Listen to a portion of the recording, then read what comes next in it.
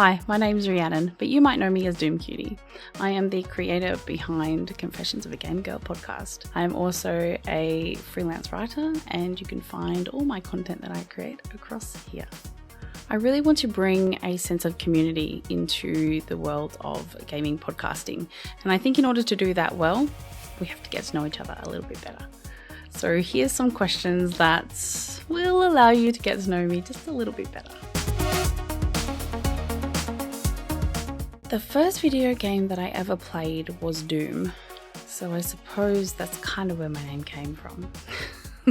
I remember playing that game on a floppy disk, and it was on this computer that was in a garage put together with lots of random bits and pieces, and it didn't matter where I was at the time, but I knew that I could immerse myself in this world.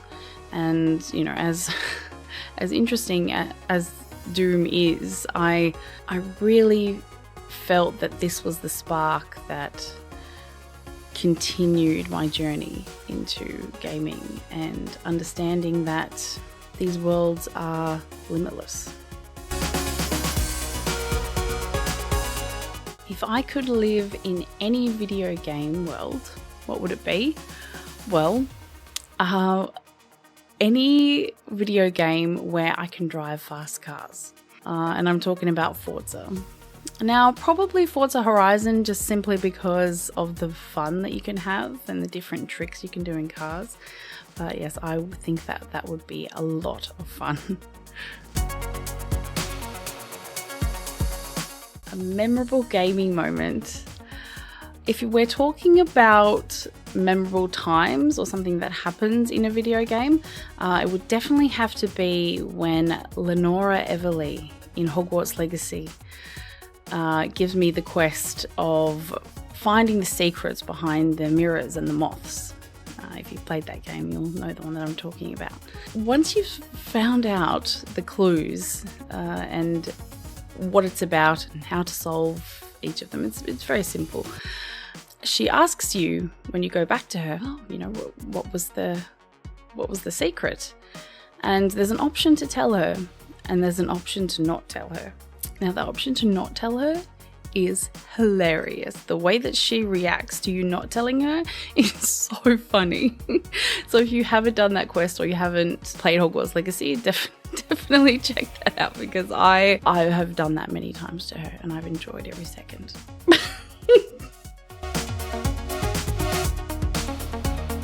My favourite gaming genre would have to be racing games.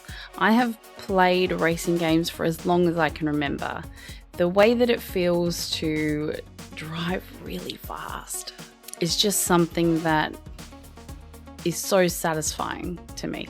Whether it's more simulation, whether it's more arcade, you're definitely going to get me in there and be racing you.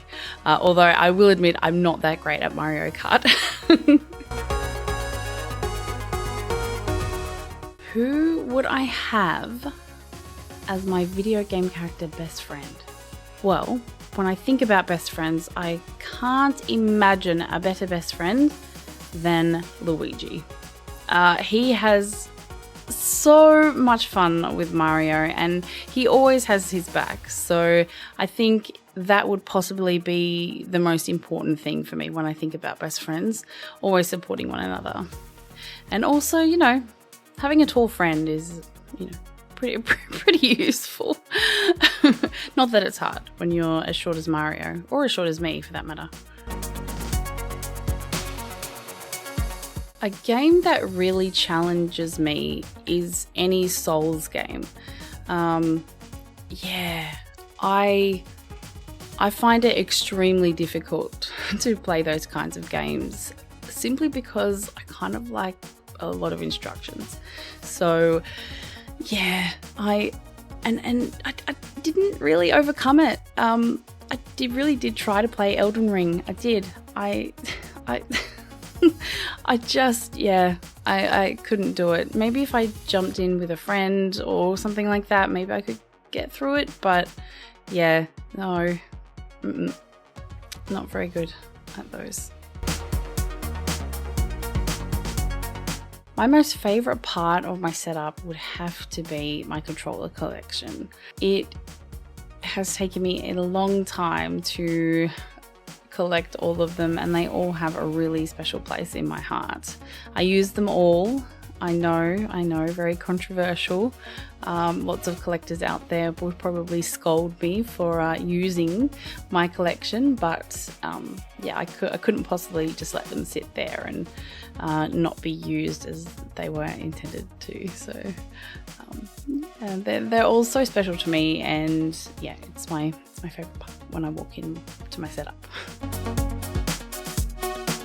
What video game would I recommend to every gamer?